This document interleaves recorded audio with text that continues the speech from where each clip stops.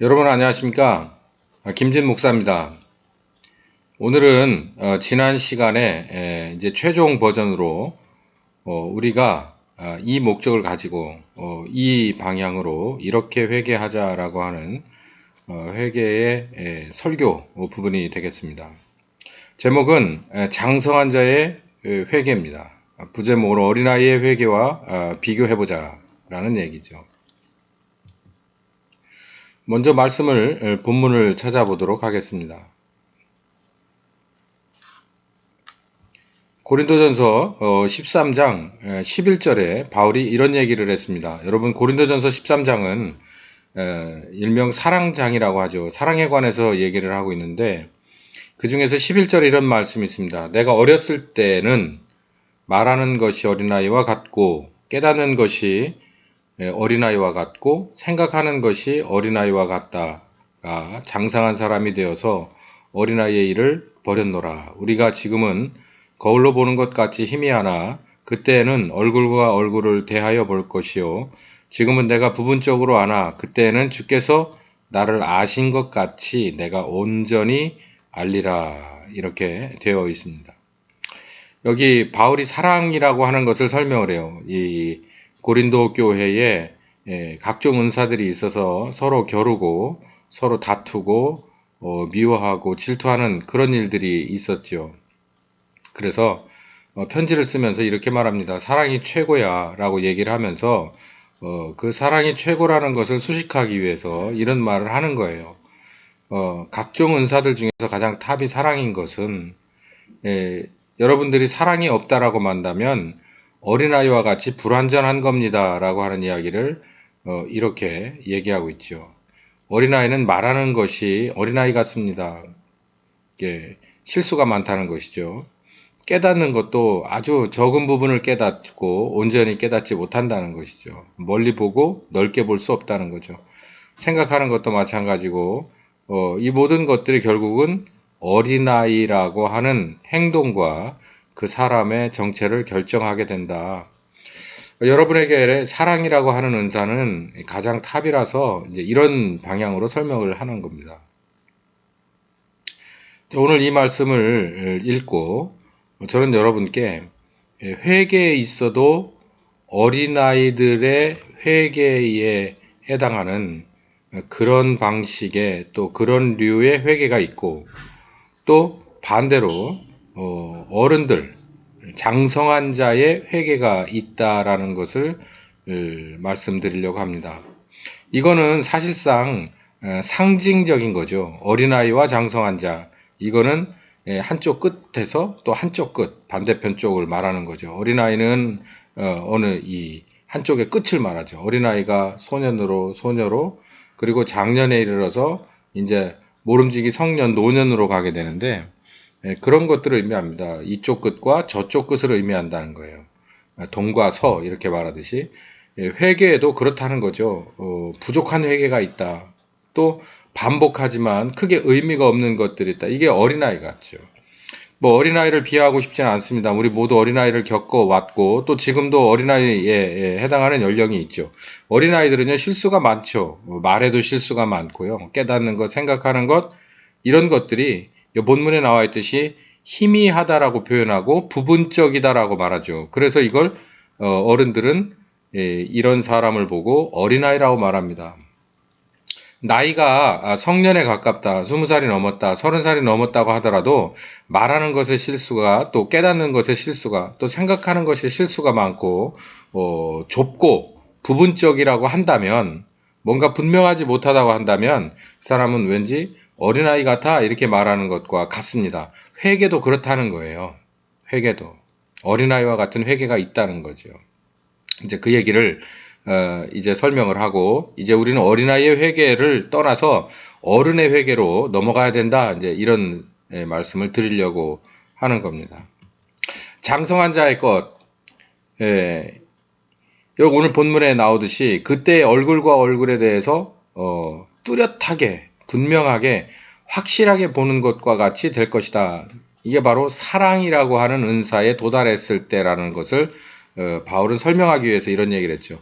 얼굴과 얼굴을 어떤 때에 생각하는 것, 듣는 것, 깨닫는 것이, 행동하는 것이 늘 단점과 그리고 분명하지 못하고 실수투성이었던 내가 사랑이라고 하는 은사를 힘입어 내가 분명하고 뚜렷한 하나님의 자녀로서 그리고 사역자로서 다시 태어나게 될 것이다. 온전하게 될 것이다. 이런 얘기를 하고 있는 겁니다. 그때에는 주께서 나를 아신 것 같이 내가 우리 주님을 온전히 알게 될 것이다. 이게 닮는다는 거죠. 안다는 게 머리로 아는 것뿐만 아니라 분명하고 뚜렷하고 확실하게 보고 깨닫고 닮았다. 이제 이걸 온전한 상태라고 말하고 이걸 장성한 자라고 말하지요. 자, 그러면 어린아이와 장성한 자의 차이, 그냥 이건 아주 객관적이고 현실적인 얘기를 하는 겁니다. 어린아이는 실수가 많고 이 실수가 계속해서 끊이지 않게 반복이 됩니다. 말의 실수와 행동의 실수, 또 깨닫는 것의 실수, 또 잊어버리고 이게 계속 반복이 돼요. 그리고 바로 잡아주고 또 실수하고 반복하고 또 다시 깨닫게 하고 가르쳐주고 또 실수하고 이 반복이 계속됩니다. 이러면서 이제 자라서 이제 장성한 자가 되는 것인데 실수가 많고 이 반복되는 것이 계속되면 임무와 권한을 줄 수가 없어요. 맡길 수가 없다는 거죠. 이게 뭐 교육생이에요, 교육생. 그렇기 때문에 실질적인 현장에서 임무 그리고 그에 합당한 권한을 줄 수가 없어요. 또 책임을 물을 수도 없습니다. 그러니까 한마디로 일선에 내보낼 수 없다, 보낼 수 없다는 얘기죠. 이 굉장히 중요한 말씀입니다. 하나님도 우리가 어린아이와 같은 사람이라면은 함부로 우리에게 임무나 권한을 줄 수 없고 또 거기에 대해서 책임을 묻거나 아니면 칭찬을 해주는 이런 상태에 될 수 없다는 거죠. 이런 어린아이와 같은, 그리고 반대는 이런 사람이죠. 실수가 적고 또 반복되지 않아서 뭐 한 번 정도 실수를 했다고 하더라도 빨리 알아차리고 정신 차려서 더 나빠지기 전에 바로 원위치로 돌아오고 그리고 더 열심히 달려서 마지막 라인을 통과하는, 이르게 바로 장성한 사람이죠. 우리가 전혀 실수하지 않는 그런 완벽한 사람이 어디 있겠습니까만, 그러나 한 번 실수했던 것을 두 번 실수하는 것은 그건 어린아이와 같은 겁니다. 그리고 이 한 번 실수했던 것을 다음번에 교훈 삼아서 나 여기서 지난번에 이런 데서 실수를 했는데 라고 정신을 차려서 다시는 그 길에 들어가지 않고 올바른 길로 완성하는, 이게 바로 장성한 자죠. 누군가 뭐라고 할 필요가 없어요. 본인 스스로가 알아서 그렇게 올바른 쪽으로, 좋은 쪽으로, 온전한 쪽으로 방향 전환을 하고 갈 수 있는, 이게 바로 장성한 자인 거죠. 이런 사람에게는 현장에서 임무도 주고 권한도 주고 그리고 책임과 칭찬, 상급도 묻고 줄 수 있는, 이게 바로 장성한 사람이죠. 자, 그러면 회개도 이런 어린아이와 같은 회개가 있고 장성한 자의 회개가 있다는 얘기인데, 자, 그럼 먼저 어린아이의 회개는 어떤 회개냐? 창세기 28장에 야곱의 두 번에 걸친 하나님과의 언약의 장면이 나옵니다. 한 번은 루스에서 있었고 두 번은 이 약복강에서 있었습니다. 그 중에서 첫 번째 야곱이라고 하는 인간이 최초로 하나님을 만나는 장면이 창세기 28장 10절에서 15절 루스에서 하나님을 만나게 되는 거죠. 본문을 읽어보면 그렇습니다. 야곱이 집을 떠났습니다. 형과 그리고 아버지를 속였기 때문이죠. 하란으로 향하여, 하란은 이제 외삼촌 라반의 집을 향해서 가는 겁니다. 엄마가 그쪽으로 보낸 거, 피신을 시킨 건데, 부엘세바라는 곳에 이르렀습니다. 한 곳에 이르러서 부엘세바라고 하는 지역의 어느 한 곳이죠. 그 이제 나중에 루스로 나오는데요. 해가 졌습니다. 더 이상 갈 수가 없죠. 지금처럼 밤에 야간 운전을 할 수 있는 것도 아니고 누군가가 데려다 줄 수 없는, 혼자 모르는 길을, 최초의 길을 가니까 얼마나 힘들겠어요. 그러니까 해가 떨어지니까 더 이상 갈 수 없었습니다. 그래서 유숙하려고 어느 한 곳에 돌베개를 베고 거기에 누워 자더니, 여기는 이렇게 쉽게 나왔어요.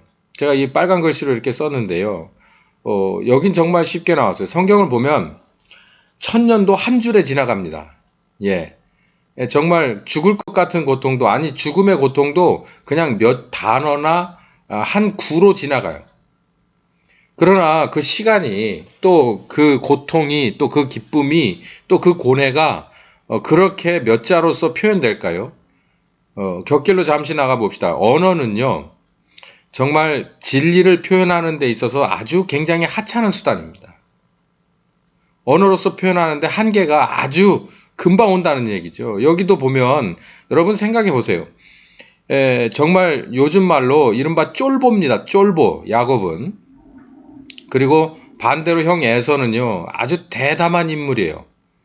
이 쫄보가 엄마 치마폭에서 그냥 계속 이렇게 텐트에서 시중 들며 있다가 어느 날인가 정말 발칙한 상상을 하고 아주 계획적으로 형에게 접근을 해서 형의 약한 부분을 틈타서 장자권이라고 하는 실제로 존재하지도 않는 걸 사실 형을 속이고 아버지까지 속이고 엄마가 도와줘서 큰일을 벌인 거예요. 정말 아무것도 그로 인해서 지금 당장 양이 한 마리 들어오는 것도 아니고 옷이 한 벌이 들어오는 것도 아닌데 야곱이 그걸 왜 이렇게 사랑했을까요? 뭐 아무튼 큰일이 벌어져서 이제 심기가 거슬려졌습니다. 아버지도 형도. 그래서 이제 더 이상 있을 수 없어서 이제 공포에 떨면서 도망간 거죠. 늘 가보던 곳도 아니에요. 한 번도 보지 못한 외삼촌. 그리고 한 번도 가보지 못한 곳으로 가다가 해가 졌어요. 예, 이 해가 졌을 때. 여러분 뭐 등산을 하시거나 낚시를 가시거나 밖에서 집으로 돌아올 수 없어서 밖에서 노숙을 해야 된다고 생각을 하시고 어쩌면 뭐 밖에 다른 데서 숙소에서 자야 된다고 생각하고 집밥이 아니라 다른 걸 사 먹고 다른 곳에서 자야 된다라고 생각을 해보세요. 더군다나 여기는 야영입니다. 완전 생 야영이고요. 기뻐서 즐기려고 간 게 아니고 정말 죽지 못해 간 겁니다.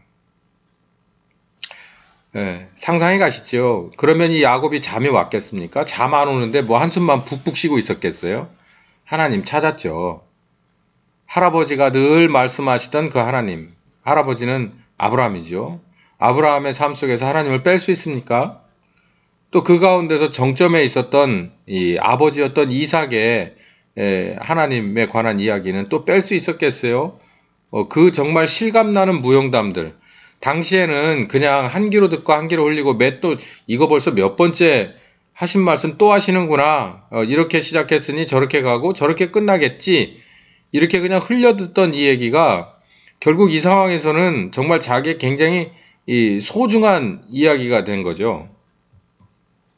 기억을 하고 이제 그 아브라함과 이삭의 하나님에 관해서 기억을 되살리면서 이분들이 할아버지와 아버지를 그렇게 인도하시고 함께 하셨던 것처럼 나도 그랬으면 좋겠다라고 하는 마음을 가지고 제가 볼 땐 거의 잠을 못 자고 잠시 비몽사몽 너무 피곤하고 스트레스에 쌓여서 잠시 실신한 그런 상태인 것 같아요. 여긴 꿈이라고 나오는데 그런 상태에서 하나님을 만나게 됩니다. 그리고 약속을 받죠. 약속을 하는 거예요. 내가 너와 함께 있어 내가 어디로 가든지 너를 지키며 너를 이끌어 이 땅으로 돌아오게 하겠다. 내가 내게 허락한 것을 다 이루기까지 너를 절대 떠나지 않을 것이다 라고 얘기를 하죠. 야곱이 사실 믿을 게 아무것도 없어요. 이제 뭐 어머니를 더 믿을 수 있겠습니까? 모르는 외삼촌을 믿을 수 있겠습니까? 여기 그 정말 자기의 절박한 그 천길 낭떠러지 앞에서 만난 아브라함 할아버지와 아버지의 하나님이 내게 약속하셨던 여긴 뭐 본문에 보면 꿈이라고 말하는데 그 꿈을 붙잡은 거예요. 뭐 달리 방법이 없는 겁니다. 그래서 루스에서 하나님을 만나는데 이렇습니다. 정리를 해보면 야곱에게 있어서 이 루스에서 만난 하나님은 더 이상 의지할 곳이 없었기 때문에 이 하나님에 관한 믿음이 야곱에게는 철저할 수밖에 없었다는 거죠. 평소에 전설로 듣고 넘긴 대상이지만 지금 야곱의 상황에선 다르지요.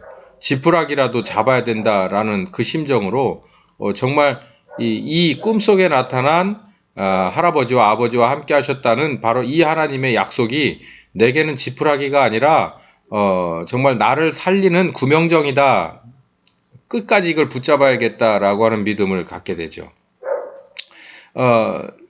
루스가 베델로 바뀌었습니다. 야곱의 간구와 몸부림에 응답하신 하나님. 아버지 형의 곤경에 빠뜨리고 도망쳐서 나온 것도 나쁜 행동인데 오히려 자신의 위기를 극복시켜 달라는 요구를 들어주신다. 지극히 이기적인 회개라는 거예요. 전 여기서 여러분께 요 부분을 좀 집중해서 보시라고 말씀드리고 싶습니다. 루스에서 야곱이 정말 간구하고 몸부림을 쳐서 하나님을 만나요. 응답해 주셨기 때문이죠. 하나님은 이런 이 간구와 몸부림에 그 위경에서 건지시는 하나님이 맞습니다. 그래서 얼마나 몸부림을 쳤을까요? 얼마나 간구하셨을까요? 간구했을까요? 하나님이 움직이신 거예요. 자, 근데 여기 보시면 하나님 무조건 제가 잘못했습니다. 이번만 살려주시면 시키는 대로 다 하겠습니다. 사실 우리가 늘 회개하면 이렇게 정리해 볼 수 있는 이런 회개가 또 이런 간구가 이런 몸부림이 여기 야곱에게 루스에서 있었단 말입니다. 자, 저는 이걸 여기 괄호친 데를 보시면 지극히 이기적인 회개라고 생각해요. 근데 이기적인 회개가 잘못됐다고 말하는 거 아닙니다. 이기적일 수밖에 없는 거죠. 왜냐하면 하나님을 처음 만나는 거고 이 계신지 안 계신지에 대한 확신도 없는 상태에서 무조건 하나님이든 하늘님이든 그냥 옥황상제든 누구든 나를 좀 살려주십시오라고 하고 하는 거예요. 그러다 이런 상황에 아주 극단에 몰린 사람들이 누군가에 의해서 어느 기도원, 어느 목사님, 어느 부흥 강사, 또 어떤 말씀 앞에 이렇게 서는 거예요. 그러면 간구와 몸부림은 이거는 자동이죠. 자동입니다. 자동이에요. 자, 여기 질병의 문제, 또 가난의 문제, 또 여러 가지 종류의 문제, 이런 것들을 가지고 어디로 가게 되느냐면은 루스에 가게 되는 거예요. 극단적인 상황에 내몰려서 이제 누구도 나를 도와줄 수 없는 상황에서 이건 자동적으로 이렇게 지극히 이기적인 회개를 합니다. 하나님, 아무것도 상관없어요. 내가 무조건 잘못했습니다. 그냥 살려만 주신다면은, 그러니까 외상해달라는 거죠, 외상. 외상으로 나를 살려만 주신다면 제가 하나님 시키는 대로 다 할 겁니다. 라고 하는 거예요. 여러분, 이게 그 애기 같지 않습니까? 애기 같죠. 애들이 그러잖아요. 애들이 뭘 잘못해서 너 이 녀석 이렇게 써 그러고 눈물이 콧물 되게 그냥 쑥 빠지게 혼내잖아요. 그러면은 어느 정도 버티다가 나중에 회초리를 딱 들거나 한두 대 맞으면 무조건 잘못했다고 빕니다. 너 뭘 잘못했어? 아니 무조건 잘못했대요. 엄마가 옆에서 이거 잘못했다고 말씀드려라. 그러면 이거 잘못했대요. 정말 알고 잘못했을까요? 그냥 하는 거죠. 그 상황을 그 곤경을 넘어가야 되니까. 그걸 어떻게 하냐고요? 왜 몰라요? 그렇게 얻어 터지고도 그 다음 날이면 또 그 짓을 하잖아요. 저도 그랬고 여러분도 그랬고 여러분의 자녀가 그랬고 여러분의 손자가 그랬고 지금도 그러고 있을 거예요. 예. 근데 이게 자연스럽지 않고 이게 죄냐? 아니요. 저 그렇게 말하고 싶지 않아요. 그게 어린애의 회개라는 거예요. 야곱이 그런 상황이 바로 루스에서 있었단 말입니다. 하나님 무조건 제가 잘못했습니다. 특히 제가 어렸을 때만 해도 요즘처럼 한국에 있는 그 의료 수준이 그렇게 높질 않아서 암이면 무조건 죽는다고 생각하던 때가 있었죠. 그래서 뭐 저 경기도의 어떤 교회 어떤 목사님 뭐 아주 굉장히 지금까지도 명성을 떨치는 그런 전설 같은 목사님이 있고 그런 아주 많은 체험들이 벌어졌던 그런 이 기도원들, 교회들이 있죠. 뭐 제가 병이 있어서 가본 건 아니지만 또 이런 기도원들 가본 경험이 있으신 분들 가만히 회상을 해보십시오. 거기 가면 이렇게 루스 같은 상황이 돼서 하나님 그냥 잘못했습니다. 뭐 저 한 번만 고쳐주신다면 또 IMF 때 뭐 그 전에라도 부도 위기에 몰리거나 부도를 맞았거나 또 이로 인해서 도망 다니거나 이런 사람들도 기도원에 많이 갑니다. 그거 꽤 있어요. 그래서 늘 약간의 가진 헌금을 쪼개고 돈을 쪼개서 헌금 갖다 놓고 하나님 내가 한 번만 살려주시면 내가 이마만큼 주시는 것에 대해서 내가 다 하나님 뭐 어쩌고저쩌고 하겠습니다라고 하는 것들 그런 케이스도 많이 봤습니다. 또 기타 다른 문제들이 많죠. 하나님, 어쨌든 제가 잘못했으니, 어찌하든 제가 잘못했으니 한 번만 용서해 주시고, 이 문제 해결해 주시면, 저를 이렇게 만들어 주시면, 이렇게 병을 고쳐 주시면, 근데, 물론, 병세가 악화돼서 돌아가시거나 그 상황에서 못 벗어나신 분들도 계시지만, 한국교회 전체적으로 보면 이것들을 다 들어주신 것으로 저는 봐요. 우리나라 많이 부자 됐잖아요. 우리나라 질병 수준, 이 고치는 의료 수준 많이 높아졌잖아요. 그래서 문제가 되죠. 사실은 하나님 앞에 안 가고 큰 병원에 의사들에게 가는 게. 그리고 하나님보다 의사들을 더 믿죠. 그런 부작용은 있습니다만 우리나라 지금 2020년에 가만히 뒤돌아보면요. 제가 지금 여기 나와 있지만 정말 한국 잘 삽니다. 수준 높아요. 많은 부분에 여기보다 더 나은 것도 많습니다. 하나님 은혜죠. 이런 어리와리와 같은 아주 이기적이고 사익을 좇는 회개라도 하나님께서는 들어주시죠. 왜요? 어린아이이기 때문에. 근데 지금은 2020년입니다. 근데 지금 우리는 또 이런 회개를 해야 됩니까? 이런 회개를? 이게요, 이렇습니다. 사사시대 이스라엘의 모습이, 여러분 한 번쯤 들어보셨죠? 범죄와 용서의 순환고리. 이스라엘이 범죄를 해요. 이방신을 끌어들이는 거죠. 하나님이 진노하십니다. 어려움을 줘요. 이스라엘이 고초와 위기 가운데로 몰리죠. 그러면서 이제 견디다 못해서 회개를 합니다. 잘못했습니다, 하나님. 우리가 왜 이렇게 살았을까요? 정말 제가 죽일 놈입니다. 이렇게 회개를 해요. 그럼 하나님이 용서하고 이에 따른 사사를 보내서 해법을 주신단 말이에요. 그럼 여기서 끝나야 되는데 다시 돌아가요. 이스라엘의 범죄, 또 진노, 회개, 용서. 범죄, 진노, 회개, 용서, 범죄. 이게 사사시대의 사이클이에요. 지금 이게 사사시대, 구약시대, 수천 년 전 얘기가 아니라 지금 우리나라의 교회의 회개도 이렇지 않느냐는 거죠. 저는 2020년에 회개운동의 바람이 스멀스멀 불어오는데 이런 수준의 회개라고 한다면 다시 한번 생각해 봐야 될 필요가 있어요. 왜 그러냐면 제가 지난 동영상에도 말씀드렸다시피 반복되는 것은 회개가 아니에요. 하나님은 그런 회개를 어린 아이의 회개라고 보는 겁니다. 어린 아이는 실수를 계속 반복하잖아요. 근데 우리가 언제까지 어린 아이로 있습니까? 히브리서 저자도 말하고 있잖아요. 어린 아이로 니네 언제까지 갈 거냐? 열매를 맺어야 될 때가 있는데 그때가 지금 지나가는 거 아니냐? 요한복음에 누가복음에 열매 맺지 못하면 찍어서 불 속에 던져버린다는 거 아닙니까?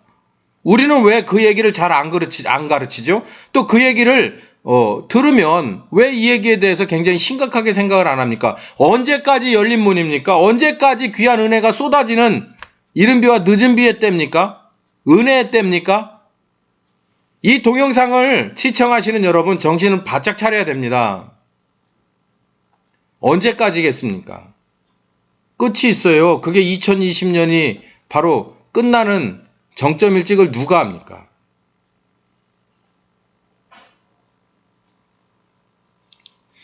그럼 어른의 회개, 장성한 자의 회개는 뭐냐? 야곱이 이제 루스에서 하나님과의 약속의 관계에 들어서 그 믿음을 꼭 붙잡고 28장에서 32장의 여정을 잘 걸어냅니다. 아주 성경은 아주 짤막짤막하게 지나가지만 그 가운데 아주 스펙타클한 그런 삶이 쭉 펼쳐지죠. 외삼촌이긴 하죠.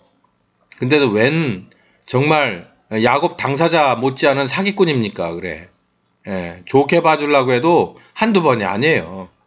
결국은 종으로 부려먹는 거예요. 끝까지. 어쩌면 이렇게 마귀가 하는 짓하고 똑같습니까? 그 가운데서 하나님의 은혜로다가 야곱이 고비고비마다 잘 넘어갑니다. 잘 참았고요. 그래서 라헬을 얻었습니다. 14년 동안 종로를 해서 얻었어요. 또 재산도 하나님이 주신 귀한 지혜로 조금씩 축적해 나가고 탈출해서 나올 때도 하나님의 주신 배필로 그 지혜로 잘 나옵니다. 그래서 32장에 이르러서 이런 일이 벌어져요. 이제 고향으로 돌아갑니다. 더 이상 이제 외삼촌의 집에 더부살이 할 수가 없을 만큼 규모가 커져서 결국은 도망치다시피 다시 나오게 되는 거예요. 그래서 이제 결국은 자기 고향으로 이제 돌아가는데 이제 그 얘기가 32장에 펼쳐지게 됩니다.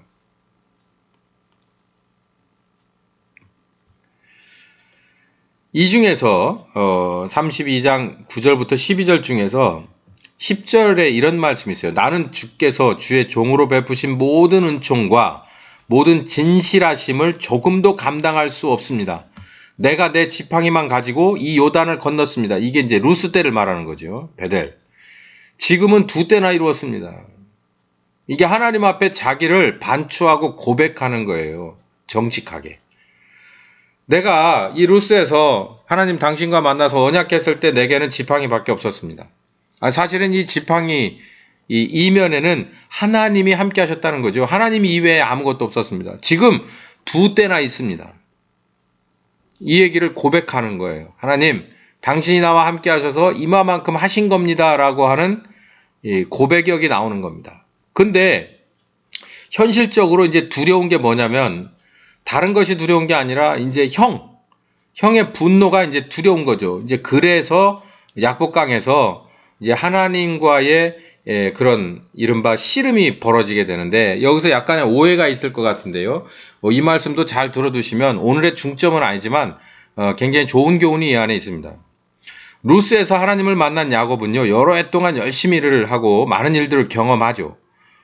아내들을 얻었고 또 여러 자녀들을 얻어서 고향으로 결국은 우여곡절 끝에 돌아옵니다. 고향으로 돌아올수록 자기가 배반했던 형의 복수에 대한 두려움에 떨기 시작합니다. 마침내 야곱은 고향이 지척인 약복강변에서 하나님을 다시 찾습니다. 그리고서 고백하는 거예요. 이렇게 약복강변에서 하나님, 나는 아무것도 없는 상태에서 하나님이 지금까지 이루어 주셨습니다. 에서의 손에서, 그러니까 형의 손에서 나를 건져 주십시오라고 기도합니다. 하나님은 내가 그렇게 할 거라고 얘기를 해요. 네, 그렇게 할 거라고. 너 걱정하지 마라. 하나님은 이미 약복강에 이르기 전에 10절에서 12절을 잘 읽어보세요. 야곱에게 함께 할 것이라고 약속해 주셨어요. 그러니까 야곱이 이걸 모르는 얘기가 아니에요. 이미 알고 있다는 거예요. 너하고 함께 하겠다. 네가 돌아올 때까지 나는 함께 하겠다. 이미 루스에서 약속을 하셨고 그 약속을 지금도 변함없이 현재의 약속으로 믿고 있었던 야곱인 거예요. 10절에서 12절을 잘 읽어보세요. 그 하나님의 응답을 야곱도 충분히 알고 있었습니다. 근데 씨름을 벌여요. 그럼 도대체 이게 뭔 씨름이냐? 제가 이 기억을 되살려보면 이 구절을 가지고 부흥 강사님들이 많이 설교를 하셨어요. 오늘 저녁에 여러분 씨름해야 됩니다. 하나님하고 씨름해야 됩니다. 축복 안 주시면 안 된다고 온 몸부림을 쳐서 소나무라도 붙잡고 씨름해야 됩니다. 그래서 내일 새벽에 이곳에서 새벽 예배를 드릴 때는 여러분이 씨름해서 이겨서 야곱이 변해서 이스라엘이 되기를 축원합니다. 한 번쯤 들어보셨죠? 지금도 이렇게 이해하고 계시면 이런 해석에서 좀 벗어나서 이렇게 한번 생각해 보시죠. 26절에 내게 축복하지 않는다면 나는 당신을 놓아드릴 수 없습니다. 내가 새벽이 되니까 돌아가야 돼. 그러니까 나를 좀 놔줘. 그러니까 내게 축복하시지 않는다면 이 말이에요. 저는 이 말이 제가 좀 전에 말씀드렸다시피 야곱은 하나님의 함께 하심을요. 루스에서부터 믿기 시작했어요. 그리고 라반의 집에 있을 때도 14년 동안 아내를 위해서 곤경에 처했을 때도 배반이죠. 배신이고 속임을 당했죠.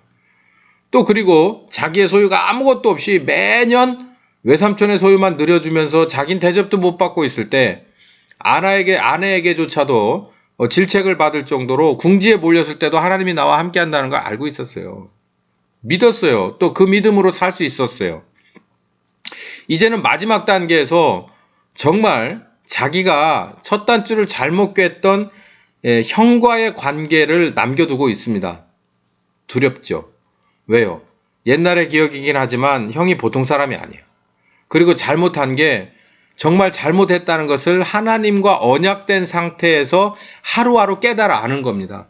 하나님이 어떤 분인데 그 하나님에 관한 뭔가를 놓고 내가 이런 작은 속임수를 형에 이렇게 할 수 있는, 그렇게 해서 빼앗아 올 수 있는 권한이 아닌데 그렇게 할 수 있는 대상이 아니에요. 하나님이. 그 야곱이 알면 알수록, 경험하면 할수록, 느끼면 느낄수록 자기가 잘못한 거예요. 형한테. 그리고 하나님 앞에 올바른 짓이 아닌 거예요. 그래서 마지막으로 이 문제를 털러 가는 겁니다. 이제 해결을 하러 가니까 하나님 앞에 이제 겁이 난 거예요. 저 형에게서, 그러니까 인간적으로 보면 형이 나를 칼로 치지 않고 어찌됐든 간에 적당히 내 조공이라도 받으면서 타협하고 그냥 내 죄가를, 용서는 아니더라도 그냥 유보라도 하는 이런 정도로만이라도 있으면 좋겠다라는 마음을 야곱이 가졌겠죠. 근데 이 말을, 여기 있는 이 본문을 잘 종합을 해보면 이 빨간 글씨로 쓴 두 가지로 정리될 수 있습니다.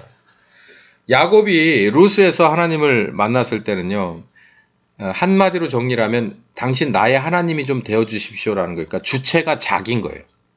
나의 하나님이 되어달라. 그러니까 나를 위한 하나님이 되어달라는 거예요.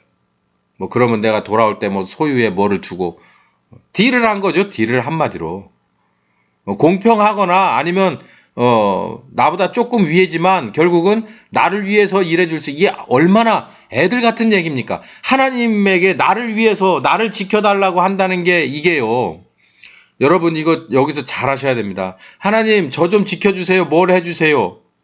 충분히 그럴 수 있다니까요. 그러니까 애들은 그래요. 아빠 나를 위해서 이거 해주세요. 엄마 나를 위해서 일찍 일어나서 도시락 좀 싸주세요. 이렇게 얘기할 수 있어요. 아주 이기적이죠. 아주 자기중심적인 거예요. 야곱도 똑같았어요. 이게 어린아이의 회개와 어린아이의 축복에 관한 관념이에요. 어린아이의 하나님을 보는 관념이에요. 하나님을 내 주머니에 넣고 싶은 거예요. 필요할 때 꺼내서 자랑하고 싶고 필요할 때 꺼내서 써먹고 싶고 한 겁니다. 근데 야곱이 우여곡절을 쭉 겪으면서 이제는 가장이 되고 이 부족의 우두머리가 되면서 이제 마지막 고비에 이르러서는 최종적으로 이렇게 하는 거예요. 나의 하나님이 되어주십시오. 똑같은 얘기예요. 나의 하나님 되어주십시오. 나의 하나님 되어주십시오. 이건 다 똑같은 얘기인데 나의 하나님이 되어주십시오. 처음에는 나를 위해서, 내가 살기 위해서, 내가 이 고비를 넘기기 위해서 나의 하나님이 되어주십시오. 이게 어린아이 같은 거고, 이 약복강에서 야곱은 이제 더 이상 어린아이가 아닌 거예요. 그래서 나의 하나님이 되어주십시오. 나는 당신의 소유지 않습니까? 이 얘기예요. 나는 당신의 소유지 않습니까? 나의 하나님이 되어주십시오. 아니 내가 너의 하나님이야. 내가 너와 함께 할 거야 라고 하는 말씀은 이미 받아놓고 있지만 야곱에게서 지워지지 않는 아주 깊이 박힌 이 두려움 앞에서 당신은 나의 하나님입니다. 나는 당신의 소유지요. 맞지요 하나님. 맞지요 하나님. 이거를 외치는 거예요. 이 차이를 여러분 이해하시길 바랍니다. 하나님 나를 위해서 이 고비를 넘겨주십시오가 아니라 하나님 나는 당신의 소유지요. 나는 당신의 카운트된 백성이 아닙니까? 당신은 나의 하나님이시지요. 나의 이 상황을 건져주십시오. 이겨내게 해주십시오.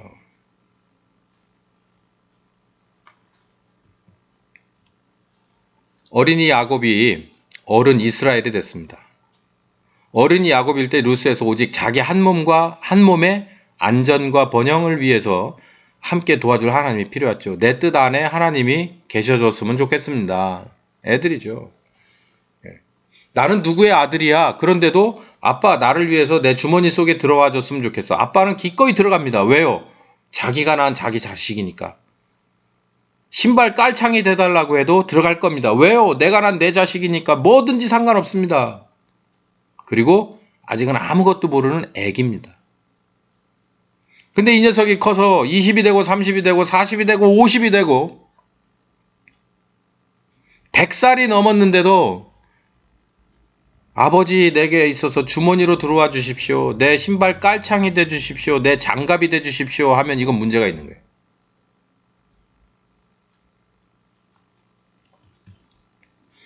어른 이스라엘이 됐습니다. 회개와 언약. 외삼촌 집에서 많은 위기를 극복하고 경험을 통해서 자신의 하나님의 소유물인 것을 깨달았어요. 하나님의 뜻 안에 자기가 들어있는 사람인 것을 깨달았어요. 그러니까 하나님이 내 속에 있는 게 아니고 내가 하나님 안에 있는 것이었다라는 것을 알았죠.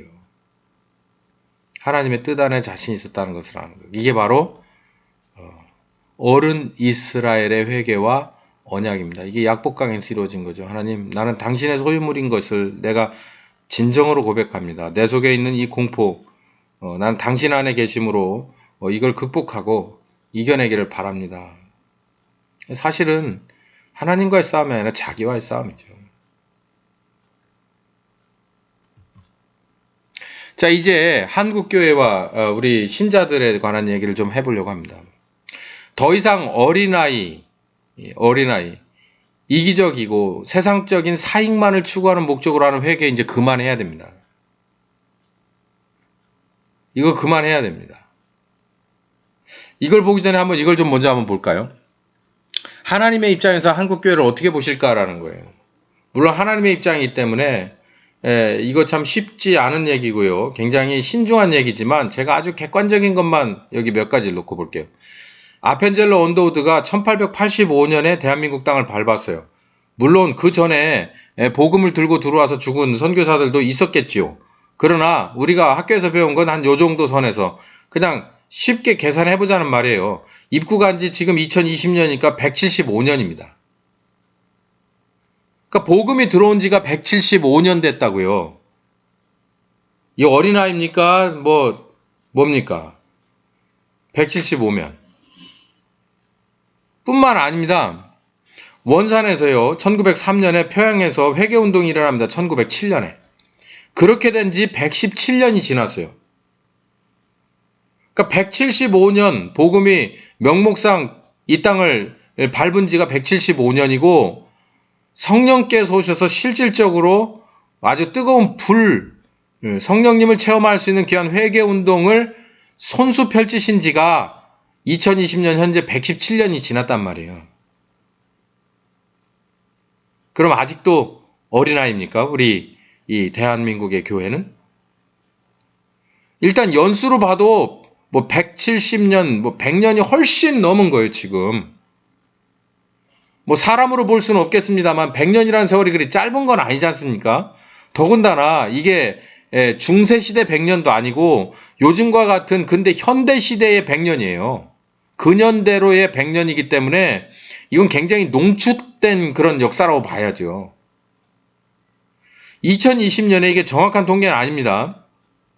신자가 967만 6천 명, 좀 더 늘어났을 수도 있고 어쩌면 더 줄어들었을 수도 있겠죠. 어쨌든 900만이 넘어요. 교회가 5만 8천 교회? 정확하지는 않습니다. 더 늘어날 수도 있고 아마 줄어들었겠죠. 줄어들었다고 해서 몇만 단위의 교회입니다. 얼마나 큰 규모로 성장했습니까? 100년이 훨씬 넘은 성령님이 실질적으로 손대고 들불과 같이 번지던 회개운동이단지 100년이 넘었어요. 하나님께서는 지금 한국교회를 어떻게 보실까요? 아직도 어린아이? 어쩌면 성인? 숫자나 이런 연수로 본다면 이미 성인이 돼야 되지 않을까요? 이 훌륭한 토양 속에서 이렇게까지 성장을 했는데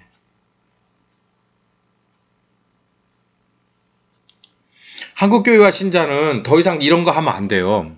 아까 말씀드린 듯이 이기적으로 하나님 제발 내 이것만 해주시면 뭘 잘못했는지도 정확하진 않지만 어쨌든 일단 살려주시고만 보면 더 이상 이거 계속 이렇게 반복하고 갈 겁니까?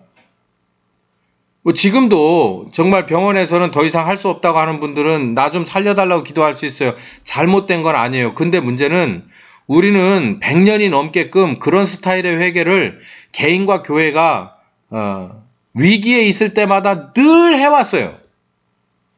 제가 98년도에 우여곡절 끝에 MDB를 대전침신으로 입학을 했어요. 그때 정원에 2배가 왔습니다.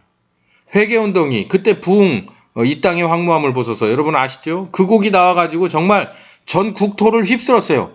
대부분의 교회에서 아마 10번 이상씩은 특송을 했을 겁니다.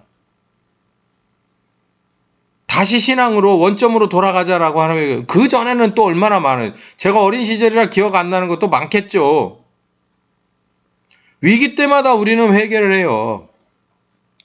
제가 지난번 동영상, 여러 동영상에서 한국교회는 100년이 넘는 동안 사람을 얼마나 키웠습니까? 제대로 된, 하나님이 보실 때 이거 진짜 알고 기네, 쓸만하네 라고 하는 사람을 얼마나 키워놨습니까? 문제가 발생했을 때 똑바로 해보겠습니다. 잘해보겠습니다. 이 고비 넘어가게 해주시고 교회 중심으로, 신앙 중심으로 올바로 서겠습니다 라고 하는 게, 꼽아보십시오. 문제는 넘겨주세요. 다시 한번 기회를 주세요. 은혜를 주신단 말이에요. 그러면 다시 반복해서 망각하고 구습으로 돌아가는 이 반복을 또 해야 돼. 그러면 다시 한번 또 회개할 일이 또 생기는. 저는 이런 식의 회개는 이제 그만해야 된다는 얘기예요. 이런 반복적인 회개 그만하자. 이런 밑도 끝도 없는 어린아이 같은 회개 그만하자는 거예요. 제가 지난 동영상에서 그런 말씀 드렸죠.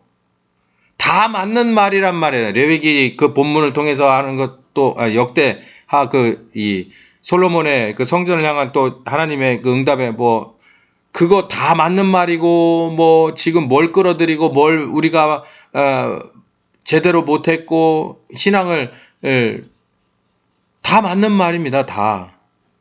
근데 만약에 또 예전처럼 다시 돌아간다면, 회개에 합당한 열매가 정확하게 나오지 않는다면 애들이에요, 애들. 회초리 앞에서 그냥 이제는 아는 거예요. 회초리만 딱 갖다 놓으면은 그냥 빌어. 문제가 이게 있어요. 더 이상 하나님이 우리에게 시간을 주고 싶어도 줄 수 없는 상황이 됐을 때라면 어떻게 될 겁니까? 시간상으로도 이제 종말로 치달아서 심판의 때가 임박했다고 생각하면 우리 어떻게 돼요? 이번에 회개합시다. 뭘로요? 이제는 은혜 받을 수 있는, 다시 회개해서 다시 한 번의 기회를 얻을 수 있는 마지막 기회라고 생각한다면 정말 올바른 회개의 동기부여가 될 것입니다.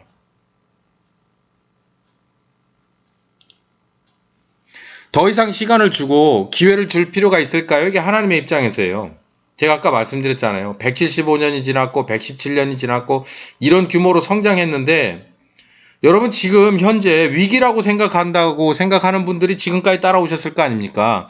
이 위기라고 생각한 건 제가 여러 가지 것을 증명을 해서 이거는 교회와 신자와 목사의 문제다라고 그랬죠. 신학자의 문제고 신학교의 문제라고 말씀드린 거예요.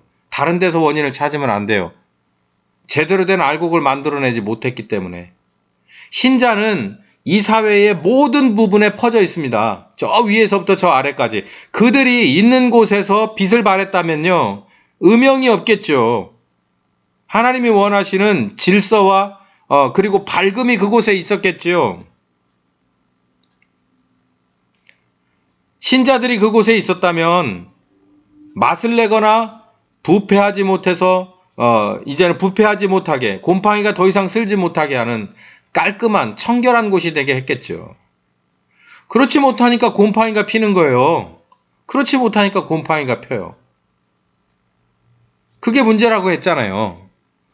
그러니 잘못했습니다라고 다 일어나서 연합해서 어느 날을 정해놓고 금식도 하고 기도합시다라고 해놓고 다시 한번 그렇게 돌아간다면 그건 안 되죠. 지금 증명하고 있지 않습니까? 계속해서 우리는 회개 반복하다가 2020년에 와서 이제는 결국 정말 듣도 보도 못한 질병이 한반도를 다 휩쓸어서 누구 잘못이네 원인을 찾을 수 있어요. 그렇게 탓해봐야 결국 이 상황이 나아지는 거 아닙니다. 넓게 보고 그리고 깊이 생각해 본다면, 그리고 우리가 회개를 해야 된다면 사실은 우리들 문제예요. 사람을 제대로 못 키워놨으면 그런 사람이 대통령이 되는 거 아닙니까? 말도 안 되는 이유로 탄핵이 되고, 그때에 자기 직책에 걸맞는 신자들이 있었습니까? 지금도 없어요. 정직하고 성실하게 진리를 따라서 행동하는 신자들 있냔 말이에요. 자기가 있는 직책에서. 판사는 판사로서, 의사는 의사로서, 목사는 목사로서. 지금 열매가 증명하고 있는 거예요. 우리들의 걸어온 길을. 더 이상 시간을 주고 그럴 필요가 있냐는 거예요. 지금 100년이 훨씬 넘었다고요. 시대적으로 지금 더 이상 시간이, 전 모르죠. 예수님도 그랬죠. 그때는 전대가 언제인지 모른다고. 근데 제가 이렇게 동기부여를 같이 받아보는 거예요. 한국교회를 하나님께서 어떻게 보실까? 더 이상 이런 기회를 줄 필요가 있을까? 저는 이렇게 감히 말합니다. 이번이 마지막 기회라고. 장성한 자의 회개로서 이제는 마지막 회개하고 제대로 가르치고 제대로 배워서 제대로 된 신자들이 정말 더디더라도 그들이 어쩌면 많은 아픔과 고통과 어쩌면 목숨의 상함을 얻더라도 하나님이 함께 하시고 살아계신다는 것을 증명하는 그런 한국교회의 새로운 출발이 우리가 지금 하고자 하는 회개에서부터 출발해야 된다고 봐요. 다시 말씀드립니다. 세상적으로 자기 이익을 추구하는 거예요. 아까 말했죠. 하나님의 뜻 안에서예요. 하나님의 뜻 안에 내가 있다. 하나님의 목적 안에 내가 있다. 약복강에서 어른의 회개와 어른의 언약을 맺었던, 성인의 언약을 맺었던 이스라엘, 더는 야곱이 아니죠. 나는 하나님 당신의 뜻 안에 있었습니다. 철들었어요. 우리 그래야 돼요. 한국교회는 하나님의 귀한 은혜로 시작됐다고 말만 하지 말고, 하나님의 전적인 은혜로 여기까지 왔다고 말만 하지 말고, 그러면 그 은혜 앞에서 나는 뭘 해야 되는가를 생각하고요. 내 사익 추구 그만해야 돼요. 가르치는 자부터 시작해서 배우는 자까지 마찬가지예요. 목사, 신학자, 각 직책의 성도들 모두 우리 스스로의 유익을 구하지 맙시다. 교회 성장 더 추구하지 맙시다. 교회 얼마나 많이 키워봤습니까? 올바른 진리 앞에서 싫다고 하는 성도들은요, 자유를 줍시다. 뭐 할 자유? 나갈 자유. 필요하면 오게 돼 있어요. 너무 교회 문턱을 낮추시고 복음을 그냥 칼로 마구 베어내서 생명력이 없는 그냥 아무것도 아닌 것 던져주지 마세요. 하나님이십니다. 하나님. 세상적 사익 추구하는 이런 목적으로 회개, 다시 한번 기회 달라? 이러면 안 됩니다. 제가 한 그릇 밥, 한 벌 옷, 이런 얘기 했죠. 우린 이런 사람들이 돼야 돼요. 하나님에 의해서 일용할 양식으로 하나님의 뜻 안에서 하나님의 오직 그 목적 안에서 나는 존재하는 이유가 있는 거예요. 기쁨도 그 안에 있고, 감사도 그 안에 있고, 영광도 그 안에 있고, 의미도 그 안에 있고, 목적도 그 안에 있는 거예요. 내 존재 이유가 그 안에 있는 거예요. 그렇기 때문에 두 그릇을 꿈꾸는 건 하나님 앞에 옳지 않아요. 두 벌을 욕심내는 건 옳지 않아요. 이런 청지기 축복의 통로를 우리는 모범을 보이고 가르치고 길러내야 됩니다. 하나님과의 언약. 잘못했습니다. 한 번 더 기회를 주십시오. 은혜를 주십시오. 그리고 다시 반복하는, 슬그머니 시간이 지나면서 일주일이 지나고 한 달이 지나고 3개월이 지나고 6개월이 지나면서 1년이 되기 전에 내 원점으로 돌아오는, 모든 가치관이 새로워지지 않고 원위치로 돌아오는, 행동이 그에 따라서 옛날의 행동으로 돌아가는 이런 이 약속을 어기는 이런 회개 이제는 하지 말아야 됩니다. 약속은 반드시 지켜야죠. 신용이 생겨야 그 다음번에도 기회가 주어질 거 아닙니까? 3-4번이라는 얘기가 있잖아요. 우린 3-4번도 훨씬 지났어요. 그러니까 이제는 마지막이라고 생각해야 돼요. 여러분, 시대를 구분해 보세요. 여러 가지 것을 종합해 볼 때 이거 얼마나 갈 세상입니까? 이제 특히 2020년에 대한민국의 지금 이 상황에서 우리에게 있어서 더 다른 미래가 몇백 년, 몇천 년이 있다고 우리는 이제 생각하지 맙시다. 우리 시대에 끝난다고 생각하고 우리 시대에 하나님 앞에 정말 모두가 일어나서 다시 회개하고 이제는 회개한 것에 대한 약속을 반드시 지킬 수 있는 우리가 돼야 돼요. 이제 반복할 수 있는 시간적인 여유가 없어요.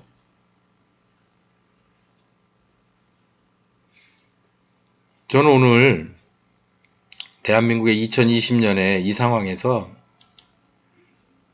장성한 자의 회개가 되기를 바라는 마음에서 야곱이 이 회개했던 그 야곱의 회개 장면, 하나님과의 언약의 장면 28장과 32장에 관한 이 야곱, 그리고 야곱으로서 하나님과 만났던 이 베델의 장면과 그리고 이제 더 이상 어린이 야곱이 아니라 성년 이스라엘이 되어서 하나님 계획 안에 있는 새로운 사람으로 완벽하게 바뀌었던 약복강의 회개를 들었습니다. 우리 한국에 있는 교회도 정말 다들 이제는 모두 공통적인 거 아니에요. 우리가 하나님 앞에 올바로 서서 나를 돌아보고 잘못을 회개하고 새로 출발해야 되겠다. 다 맞습니다. 저도 100%예요. 110%입니다. 저. 이제는 제가 마지막에 말씀드렸듯이 성인의 회개 하자는 거예요. 성인의 회개. 성인의 회개. 이제 컸으면 교회가 이 정도 경험이 있고 이 정도 어려움으로 내가 계속해서 부도수표만 발행하는 그런 신자와 목사였다면은 이제 그러지 말자.